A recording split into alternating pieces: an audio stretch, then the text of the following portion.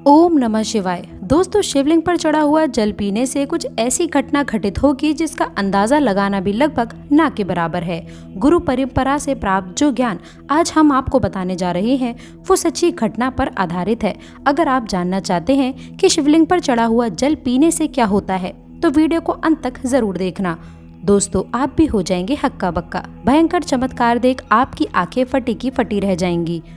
दोस्तों, शिवलिंग पर किस प्रकार से पानी चढ़ाया जाए और इसे किस प्रकार से पिया जाए, इसके पीने के फायदे, घर में छिड़कने के फायदे, घर में रखने के फायदे और उसके नियम एवं सावधानी के बारे में बताएंगे। दोस्तों, ये जानकारी इतनी खूबसूरत है कि शायद ही कोई आपको बताएगा।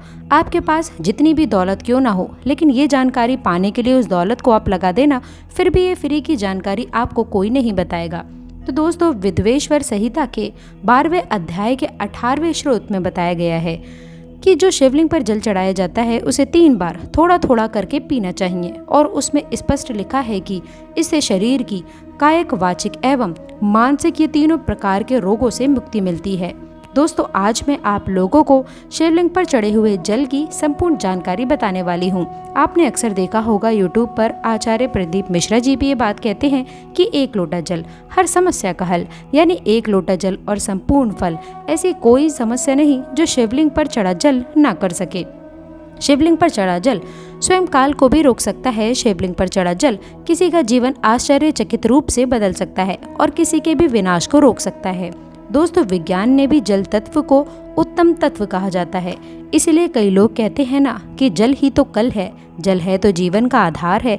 इसीलिए कई लोगों के मुख से ये कहते हुए आपने जरूर सुना होगा कि पानी बहाओ नहीं, पानी बचाओ। तो दोस्तों, भगवान भोलेनाथ को अपने कष्ट निवारण हेतु हम सब इसमें जल चढ़ाते हैं, लेकिन उस जल का प्रसाद लेना ही आप भूल जाते हैं। हम सब भोले बाबा को खूब जल चढ़ाते हैं, बहुत मनोरथ बोलते हुए, बहुत कामना बोलते हुए, भगवान हमारी इस कामना को पूर्ण करिए, ये सब बोलते हुए खूब हम जल चढ़ाते हैं। लेकिन जल चढ़ाने भर से हमारी समस्या का निवारण नहीं होता है। दोस्तों, हम उसका प्रसाद लेना ही भूल जाते हैं। भगवान भोलेनाथ को जल चढ़ाने के बाद उस जल रूपी प्रसाद को लेना ही भूल जाते हैं। तो शिवलिंग पर चढ़ा जल साक्षात भोलेनाथ जी का प्रसाद माना जाता है और हम सब ये प्रसाद रूपी भोलेनाथ जी के आशीर्वाद से ही लेना भूल जाते हैं। तो आज की जो वीडियो है वो शिवलिंग पर चढ़ा हुआ जल किस प्रकार से पिया जाए और जल पीने के फायदे, अगर हम पीते हैं तो हमारे जीवन में क्या क्या चमत्कार घटित होने लग जाते हैं। जिस दिन हम शिवलिंग पर चढ़ा हुआ जल पीते हैं उस दिन से हमारे साथ में क्या क्या चमत्कार होते हैं, आइए इस वीडियो के माध्यम से जानते हैं। जानकारी बताने से पहले विनती है कि वीडियो को लाइक जरूर करिएगा। देखिए दोस्तों, वीडियो लाइक करने का न ही तो पैसा लगता है और न ही दौलत लगती है, बस एक उंगली टच कर दीजिए और लाइक हो जाएगा। सच्चे दिल से कमेंट बॉक्स में लिखना ना भूलें, हर हर महादेव, ओम नमः शिवाय। दोस्तों, हम आपको बता दें कि नाम लिखने से ही ऐसा होता है। दोस्तों, सर्वप्रथम तो मैं आप लोगों को जल पीने के कुछ प्रयोग बताऊंगी, इसके बाद छिड़कने और रखने का भी प्रयोग बताऊंगी। आपको बता दें कि शिवलिंग पर चढ़ा जल हमारे घर में भी पिया जाता है और भगवान शिव की कृपा से ही हम आज संपूर्ण और धन से परिपूर्ण हैं। सभी बीमारियां भी हमारी इसी के कारण खत्म होती जा रही हैं। जी हाँ दोस्तों, इस जल को आप कोई भी साधारण जल ना समझें। तो दोस्तों, जल पीने का प्रयोग कुछ इस प्रकार से है। शिवलिंग पर चढ़े हुए जल को पीने से आरोग्य की प्राप्ति होती है। आरोग्य अर्थात आप बीमार नहीं पड़ते हैं। इसको पीने से काफी लंबे समय तक बुखार नहीं आता है। बुखार सीधे अगर आता भी है तो 5-10 सालों के बाद आता है।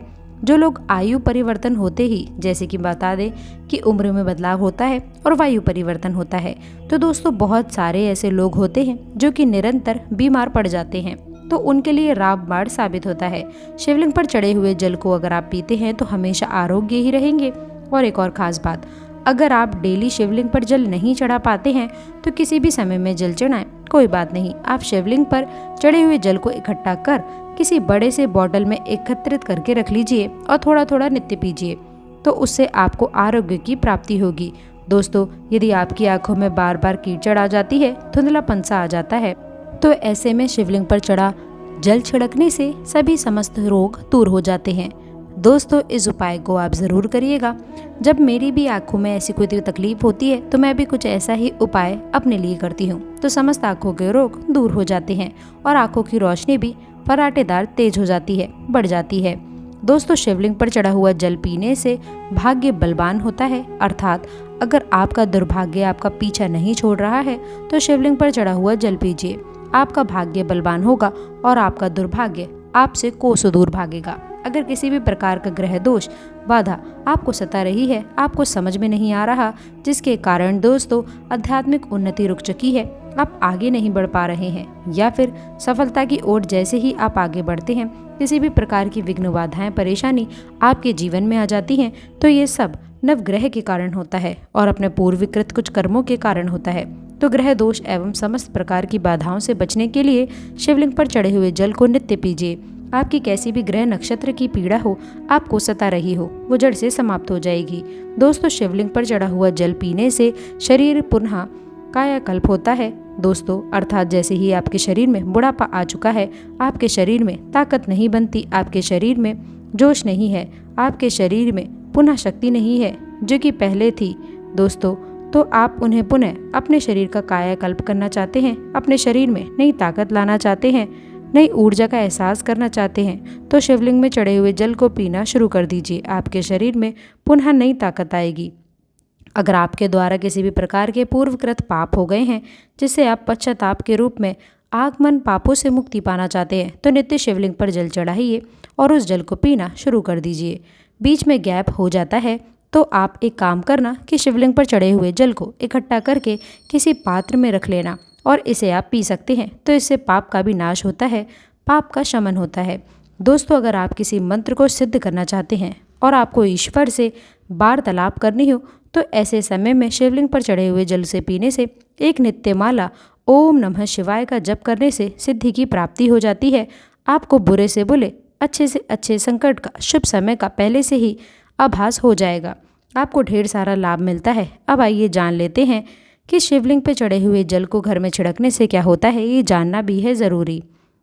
तो शिवलिंग पर चढ़े हुए जल को छिड़कते हैं तो घर से गरीबी, दरिद्रता, दुख, दोष, शोक, इन सब का नाश होता है। लंबे समय से गरीबी से परेशान है, घर में दरिद्रता छोड़ ही नहीं रही है, घर में दुख है, घर में शोक है, इन सब का नाश शिवलिंग पर चढ़े हुए जल को छिड़कने से हो जाता है। दोस्तों अगर आप चाहते हैं कि आपके घर में भी स्थायी लक्ष्मी का वास हमेशा बना रहे, तो नित्य पूजा करने के बाद ही घर में शिवलिंग पर चढ़े हुए जल का पानी ज़रूर छिड़कें और इसी के साथ आपको धूप का भी धुआं ज़रूर दिखाना चाहिए। दोस्तों लोबान का धुआं दिखाना है तो इससे आपके घर में स्थायी लक्ष्मी का वास हमेशा बना रहता है और अन्नपूर्णा का भी भंडार बना रहता है। दोस्तों शिवलिंग पर चढ़े हुए जल का पानी घर में छिड़कने से घर तीर्थ जैसा पवित्र हो जाता है। घर में रहने वाले सभी लोगों का जो आचार विचार व्यवहार होता है वह बहुत ही सुंदर हो जाता है। सोचने समझने की क्षमता भी और लोगों की तुलना में 1000 गुना ज़्यादा वृद्धि होती है, बढ़ती जाती है और आपके घर में हमेशा एकता बनी रहती है। किसी भी प्रकार की लड़ाई झगड़ा आपके घर में कभी नहीं होता है। दोस्तों मैं ईश्वर की सौगंध खाकर कहती हूँ, जो लोग ईश्वर पर भरोसा रखते हैं, नित्य पूजा पाठ करते हैं, उनका बुरा कभी नहीं होता है। दोस्तों शिवलिंग पर चढ़े हुए पानी का छिड़काव करें, आपके घर का वातावरण पवित्र रहेगा। शिवलिंग पर चढ़ा हुआ पानी जिस घर में छिड़का जाता है वो घर भी तीर्थ जैसा हो जाता है। उस घर में साक्षात लक्ष्मी नारायण वास करते हैं। समस्त तीर्थ एवं देवी देवता गण वहाँ पर वास करते हैं और आपके घर में सुख शांति का हमेशा वास बना रहता है। घर का वास्तु दोष समाप्त हो जाता है शिवलिंग पर चढ़े हुए जल को छिड़कने से ही। यदि आपको ऐसा लगता है कि आपके घर में धन नहीं रुकता है या फिर आपके घर में नए नए प्रकार के भयंकर दोष, पितृदोष, नज़र दोष, शनि दोष, काल सर्प दोष, मंगल दोष होना शुरू हो चुके हैं, जैसे अचानक से घर में आग लग जाना, कई प्रकार के ऐसी जो क्रियाएं हैं जो घर में वास्तु दोष लगने के कारण होती हैं, तो घर में जितना जल्दी हो सके चाहे कुछ भी हो जाए, आग लगे सारे उपायों को तब आप बिना देरी किए हुए शिवलिंग पर जड़े हुए जल को छिड़कना शुरू कर दीजिए। घर के सारे वास्तु दोष अपने आप ही समाप्त हो जाएंगे।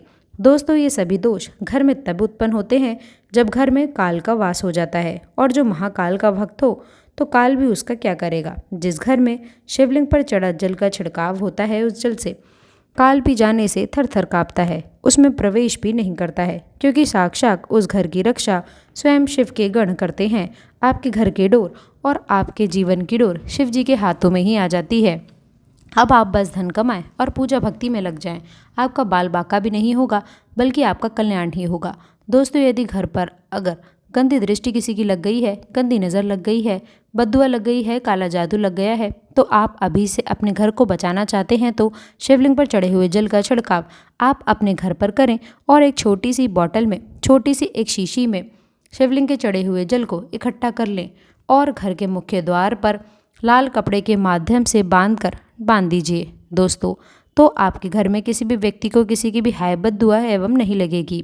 अब आइए इस वीडियो में जानते हैं कि शिवलिंग पर चढ़े हुए जल को घर में रखने से क्या क्या फ़ायदा मिलता है। तो आइए जानते हैं।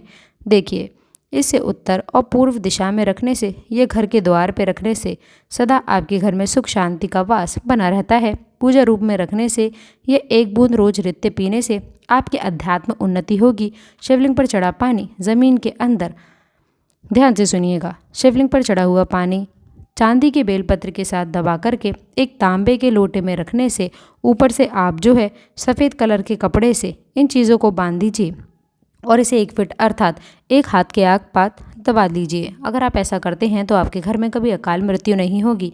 यदि कोई रोगी है तो उसे शिवलिंग पर चढ़े हुए जल से नहाने से, उनका नहाने वाला जो पानी है उसमें 2 बूंद डाल करके स्नान कराने से उनको लाभ मिलेगा। दोस्तों, कोढ़ भी धीरे धीरे समाप्त हो जाएगा। यदि आपकी स्किन से खाल छुटती है तो वो भी ठीक हो जाएगी। उनके रोग जल्द ही ठीक हो जाएंगे और वो स्वस्थ हो जाएंगे। तो आइए इस वीडियो में अब हम जानते हैं कि शिवलिंग पर चढ़ा हुआ पानी कैसे इकट्ठा करें। तो शिवलिंग पर पानी डालते समय जलहरी, जिसे हम शिवलिंग का निचला भाग बोलते हैं, जिसे हम योनि भाग भी बोल सकते हैं, तो इसके नीचे जहाँ पर शिवलिंग के ऊपर में जहाँ पर आप जल चढ़ाते हैं उसका जो लास्ट छोर होता है जिसे हम जलहरी बोलते हैं, तो उसके नीचे में आप एक पात्र रख दीजिए। तांबे का पात्र रखना है और उसमें आपको शिवलिंग पर चढ़े हुए जल को इकट्ठा करना है, एकत्रित करना है और इसे शिवलिंग पर माथा टेकने के बाद भी, भोलेनाथ का स्मरण करने के बाद ही प्रसाद समझ करके इकट्ठा करके रखना है। तो ये होता है जल इकट्ठा करने का नियम। अब आइए कुछ नियम के बारे में जानते हैं। तो इस पानी पर किसी की छाया मत पड़ने देना। इस पानी पर शिवलिंग रखा जो पानी है इस पर किसी की छाया मत पड़ने देना। इसे हमेशा पूजा कक्ष में ही रखना, नहीं तो इसकी दिव्यता समाप्त होना शुरू हो जाती है। और अपवित्र अवस्था में, जैसे कि माता बहनों को मासिक धर्म होता है, तो अपवित्र अवस्था में महिलाएं इसे न छुएं, बल्कि आप इसे किसी से मांगकर पी सकते हैं। तो दोस्तों, कुछ सावधानी भी है ज़रूरी। यदि आप मांस मछली खाते हैं तो इसे आपको नहीं पीना है और नहा धोकर ही आप कल के समय कुल्ला आदि करके भगवान शिव से क्षमा मांगने के बाद आप इसे पी सकते हैं। अगर आपको जानकारी अच्छी लगी तो कमेंट बॉक्स में लिखें हर हर महादेव, ओम नमः शिवाय। एक लाइक तो बनता है। तो दोस्तों, आशा करते हैं कि वीडियो में दी गई जानकारी आपको पसंद आई होगी। वीडियो अच्छी लगी हो तो वीडियो को लाइक करिएगा, अपने दोस्तों के साथ इसे शेयर करिएगा। अगर आपने अभी तक चैनल को सब्सक्राइब नहीं किया है तो चैनल को सब्सक्राइब करके बेल आइकन ज़रूर दबाएं। अंत तक जुड़े रहने के लिए बहुत बहुत